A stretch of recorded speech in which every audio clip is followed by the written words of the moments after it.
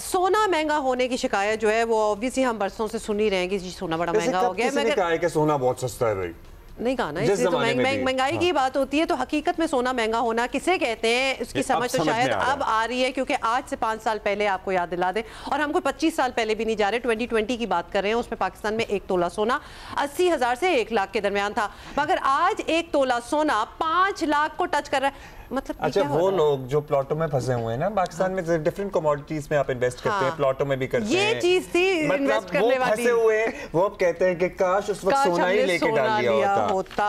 सो या क्योंकि आपको पता है रियल एस्टेट का तो कोई हाल है नहीं। खैर एनी हाउ, सो ये टच करने वाला भी 5 लाख को, बिल्कुल आप ठीक कह रही हैं। 2025 में 1 तोला सोना 2,62,000 रुपए महंगा हुआ है सिर्फ 1 साल में। एक साल में ऑलमोस्ट 2.25 लाख रुपए का इजाफा हुआ है।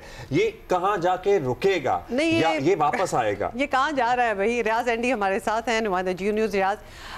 सोने की कीमत में ऑब्वियसली इजाफे की हम बात कर रहे हैं, आलमी मंडी में भी यही हो रहा है, तो और लोकल में भी। इसकी बुनियादी वजह क्या है, पहले ये समझाते हैं, बाकी बातें बाद में। सोना क्यों बढ़ रहा है?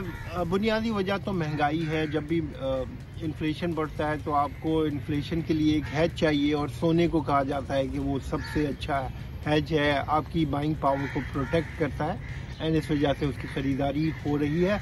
लेकिन बैकग्राउंड में और बहुत सारे रीज़न हैं। 2022 में जब रशियन एसेट को ब्लॉक किया गया, तो उसके बाद दुनिया के मुख्तलिफ सेंट्रल बैंकों ने जो है वो सोने की ख़रीदारी को शुरू किया, ये समझते हुए कि उन्होंने ख़ुद को भी महफूज रखना है। तो ये स्प्री थी, China, India, Turkiye, Poland, you name it, हर जो सेंट्रल बैंक है वो ख़रीदारी कर रहा था। एक बहुत मेजर वजह रही। फिर जियोपॉलिटिकल हालात रहे, इसके अलावा अमेरिका के जो टैरिफ हैं उन्होंने बड़ा रोल प्ले किया, एंड जब सेंट्रल बैंक बाइंग कर रहे थे तो उसकी वजह से फिर जो इन्वेस्टर है, रिटेल इन्वेस्टर, वो भी मार्केट में आए, उन्होंने भी बाइंग शुरू की। अच्छा, अब ETF की डिमांड, अब जो ट्रेंड है, लोग ये बात कर रहे हैं कि सोना 5 लाख रुपए को टच कर जाएगा, मार्केट भी क्या यही देख रही है या फिर यहाँ से वापस आने का भी चांस है?